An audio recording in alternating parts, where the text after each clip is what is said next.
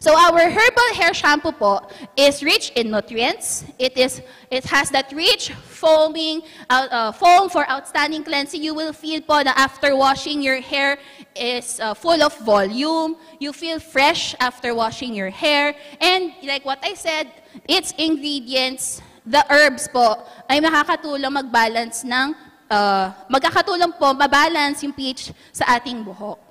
Likewise, our Atomy hair conditioner. It will leave our hair soft and shiny. It has that powerful conditioning effect. I remember po, one member, nag-purchase siya ng conditioner, sabi niya sa akin, Therese, ano ba yung hair conditioner nyo? Bakit po?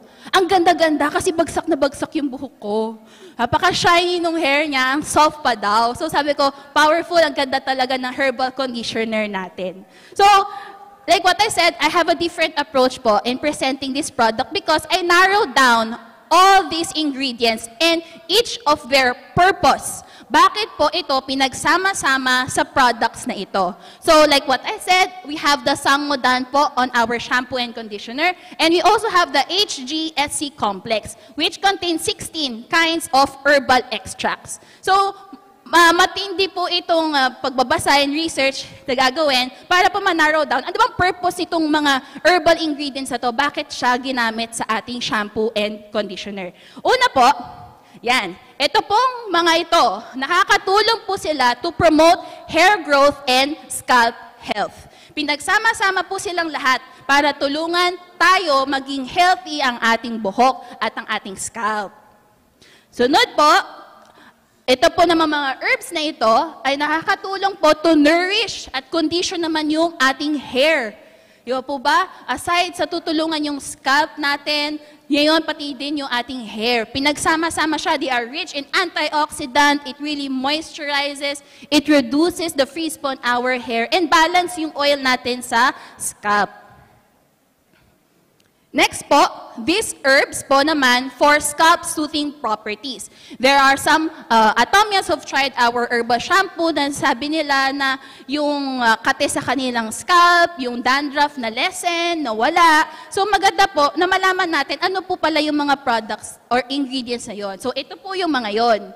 So pinagsama-sama po at binasa ko sila. Sila po pala yung makakatulong sa atin to have that healthy scalp. And it's known for anti-inflammatory and antimicrobial properties to help soothe the irritation and reduce inflammation po. Next naman po for cleansing and clarifying properties.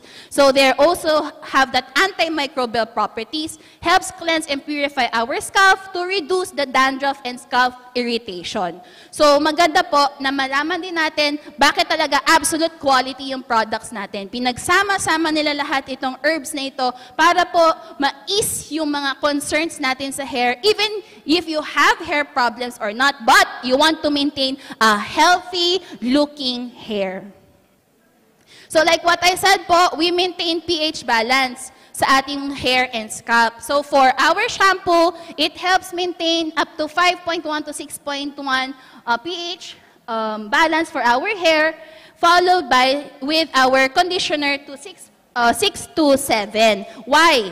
Because these are some of the reasons and why is it important to maintain the hair cuticles integrity, for preserving the moisture and prevent the dryness of our hair, prevent the breakage and damage, to maintain the scalp health, and optimizing hair color and treatments. So if you are an individual who likes to style your hair, who likes to have your hair colored, maganda po itong shampoo natin kasi nami-maintain niya, natatagal po yung kulay sa buhok po natin. Katulad na lang po nung sa buhok ko. So, matagal na po yung hair color ko, but it's still there because I use our herbal shampoo and conditioner.